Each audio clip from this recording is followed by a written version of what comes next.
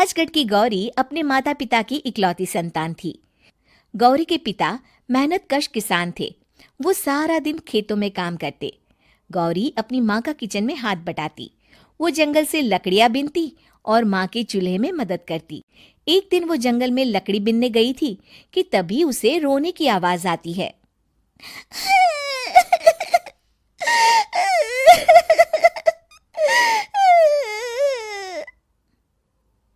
अरे, यहाँ कौन रो रहा है?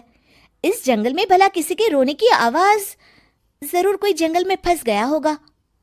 वो देखती है तो उसे एक परी दिखाई देती है जिसका एक पंख टूटा होता है। अरे, तुम कौन हो और क्यों रो रही हो? मैं परीलोक की रानी हूँ। पृथ्वीलोक में घूमने आई थी, लेकिन देखो ना, मेरे पंख ही टूट गए। अब मैं कैसे उड़ान भरूंगी? अरे, इसे जोड़ना तो आसान है। रुको, मैं अभी जोड़ देती हूँ। ये कहकर गौरी लकड़ी और रस्सी की सहायता से पंखों को जोड़ देती है।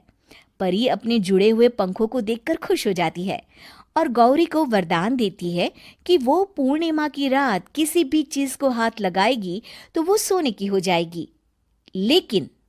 लेकिन गलती से अगर उसने किसी इंसान को छू लिया तो वो अगली पूर्णिमा तक सोने का ही रहेगा।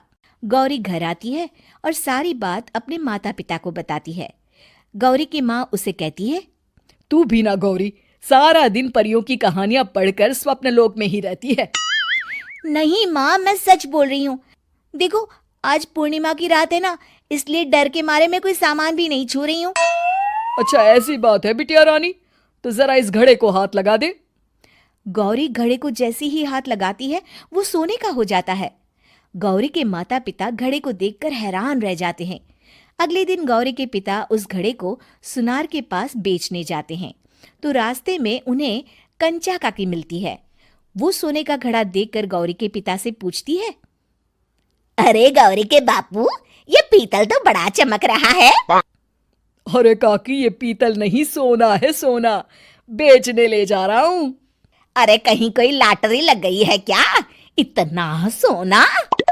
गौरी के पिता काकी को गौरी को परी द्वारा दिए वरदान के बारे में बताते हैं। काकी गौरी के पिता की बात सुनकर सोच में पड़ जाती है और फिर अगले दिन काकी गौरी के घर आती हैं।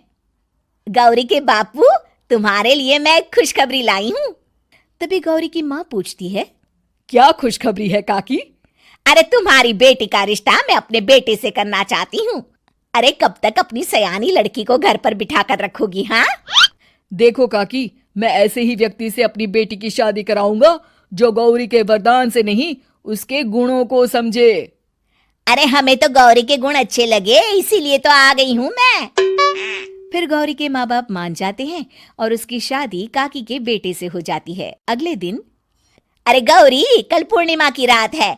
तुम्हारे पिताजी परी के वरदान के बारे में बता रहे थे, तो मैं ना कुछ चीजें रख दूंगी, जरा हाथ लगा देना। तभी गौरी का पति वहां आ जाता है और अपनी माँ से कहता है, माँ, क्या जरूरत है गौरी के वरदान को इस्तेमाल करने की? वैसे भी मेरी मेहनत से घर तो चल ही रहा है ना। और गौरी के पिता ने भी यही कहा था कि वो ऐसे ही व्यक्ति से उनकी बेटी की शादी करेंगे जो गौरी के वरदान से नहीं, उसके गुणों को समझे। अरे बस कर किताबी बातें।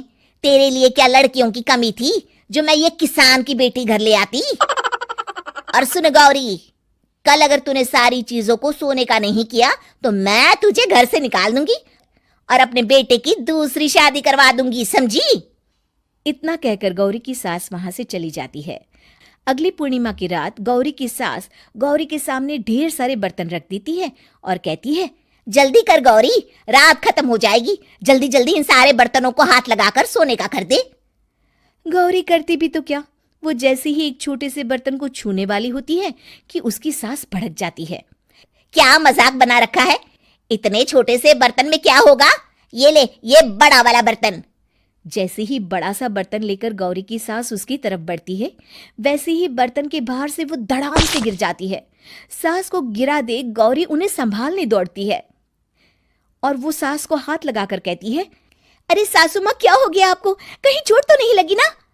लेकिन जैसे ही वो हाथ सास से हटाती है तो देखती है कि उसकी सास सोने की हो गई है। गौरी सोने की सास को देखकर रोने लगती है और अपने पति से कहती है, मुझे परी ने कहा था कि अगर मैं किसी इंसान को हाथ लगाती हूँ तो वो अगली पूर्णिमा तक सोने का ही रहेगा। अब मैं क्या करूँ? अरे करना क्या है, माँ को उठाकर अलमारी में रख दो। और हाँ, लालच का फल बुरा ही होता है। ज्यादा बड़े बर्तन को सोने का बनाने के चक्कर में माँ का ये हाल हुआ है। ये कहकर वो दोनों माँ की तरफ देखने लगते हैं।